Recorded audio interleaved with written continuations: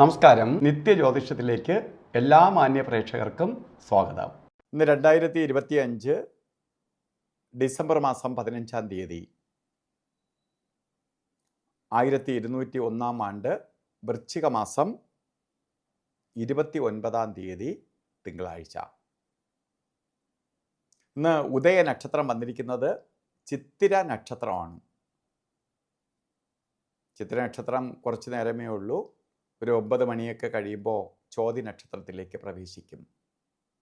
അപ്പോൾ ചിത്തിര നക്ഷത്രമായാലും ചോതി നക്ഷത്രമായാലും ഇന്ന് ശുഭനക്ഷത്രമാണ്. ഈ ചിത്തിരയും ചോതിയൊക്കെ നെഗറ്റീവ് നക്ഷത്രമല്ല. അപ്പോൾ തിങ്കളാഴ്ചയാണ്. നക്ഷത്രപ്രകാരം ചിത്തിര നക്ഷത്രം ശുഭനക്ഷത്രമാണ്. അപ്പോൾ ഇന്ന് ശുഭകാര്യങ്ങൾക്കെല്ലാം നമുക്ക് അനുകൂലപ്രദമായ ഒരു ദിവസമാണ്. സന്തോഷപ്രദമായ ഒരു ദിവസമാണ്. ഇറങ്ങുന്ന കാര്യങ്ങൾക്ക് വിജയസാധ്യത ഉണ്ടാവും. ഇപ്പോൾ ചെയ്യുന്ന കാര്യങ്ങൾ വിജയത്തിലേക്ക് പോകുന്ന ദിവസമായതുകൊണ്ട് ഒരു കാര്യത്തിലും അറച്ച് നിൽക്കരുത്. ഓരോ കാര്യങ്ങളുമായിട്ട് മുന്നോട്ട് പോകണം. അത് പുരോഗതിയിലേക്ക് കലാശിക്കും. സാമ്പത്തിക നേട്ടം ഉണ്ടാവും. ഇറങ്ങുന്ന കാര്യം വിജയിക്കും. അപ്പോൾ നമുക്ക് ഇന്ന് എന്തെങ്കിലും പുതിയ സംരംഭങ്ങളുമായി ഇറങ്ങാനോ അല്ലെങ്കിൽ അത് വിജയിപ്പിക്കാനോ ഒക്കെ അനുകൂലപ്രദമായ ഒരു സാഹചര്യം ഒരുങ്ങുന്ന ദിവസമാണ്. അതുപോലെ തന്നെ വൃശ്ചിക മാസത്തിലെ ചിത്തിര നക്ഷത്രം ബർത്ത്ഡേ ആയിട്ട് വന്നിട്ടുള്ളവർക്ക് ഒരു വർഷത്തെ ഫലത്തെയാണ് നമുക്ക് ചിന്തിക്കേണ്ടത്. വാർഷിക ഫലത്തെ ചിന്തിക്കുമ്പോൾ വളരെ അനുകൂലപ്രദമായ ഒരു വർഷം നിങ്ങൾക്ക് പ്രദാനം ചെയ്തു തരും. എന്തൊക്കെ കാര്യത്തിനാണ് ഏറ്റവും അനുകൂലപ്രദം? വീട് വയ്ക്കാനോ വീട് വാങ്ങാനോ ശ്രമിക്കുന്നവർക്ക് ഏറ്റവും അനുകൂലപ്രദമാണ്.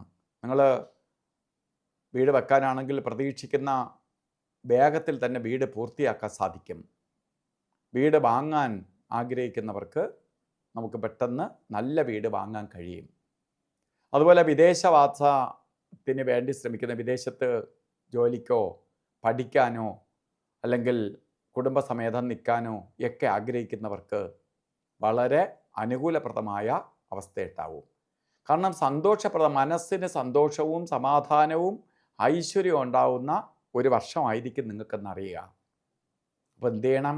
നമ്മൾ ഇത്തരം ഏതെങ്കിലും കാര്യങ്ങൾക്ക് ശ്രമിക്കുന്നുണ്ടെങ്കിൽ ആ ശ്രമം തുടരുക. ചിലർ ശ്രമിച്ച് പരാജയപ്പെട്ടിരിക്കുന്നവരുണ്ടാവാം. നമ്മൾ ധൈര്യമായിട്ട് ഇത്തരം കാര്യങ്ങൾക്ക് ഇറങ്ങണം. അത് വിജയത്തിലേക്ക് വരും. ഇന്നും ഓരോ കാര്യത്തിന് ഇറങ്ങുമ്പോൾ രാഹുകാല സമയം നോക്കി യാത്ര തിരിക്കുന്നത് നന്നായിരിക്കും. രാഹുകാല സമയം നമ്മൾ ജാതകപ്രകാരം 7:30 മണി മുതൽ 9 മണി വരെ എന്ന് കലണ്ടറിൽ രേഖപ്പെടുത്തിയിട്ടുണ്ട്. നമ്മൾ ഈ സമയം നോക്കിയായിരിക്കും ഓരോ കാര്യത്തിന് ഇറങ്ങണത്. പക്ഷേ രാഹുകാല സമയം 8 മണിക്കേ ആരംഭിക്കുള്ളൂ. അരമണിക്കൂർ കൂടി കഴിഞ്ഞിട്ടേ രാഹുകാലം തുടങ്ങുകയുള്ളൂ. 9 മണിക്ക് തീരൂല. 9:28 രാഹുകാലം തീരുള്ളൂ. അപ്പോൾ രാഹുകാല സമയം നോക്കി നമ്മൾ സാധാരണ കലണ്ടറിൽ നോക്കി തിരിക്കുകയാണെങ്കിൽ നമ്മൾ രാഹുകാലം തീർന്നു എന്ന് വിചാരിക്കുന്ന സമയത്ത് രാഹുകാലം നിലനിൽക്കും. രാഹുകാലം തുടങ്ങി എന്ന് വിചാരിക്കുന്ന സമയത്ത് തുടങ്ങൂല. അതുകൊണ്ട് രാഹുകാലത്തിന് യാത്രയ്ക്ക്, ശുഭകാര്യങ്ങൾക്കുള്ള യാത്രയ്ക്ക് പ്രാധാന്യം കൊടുക്കണം. അതേപോലെ തന്നെ ഗുളികകാലവും യമകണ്ഠകാല സമയവും നമുക്ക് ഒരു ശുഭകാര്യങ്ങൾക്കും എടുക്കരുത്.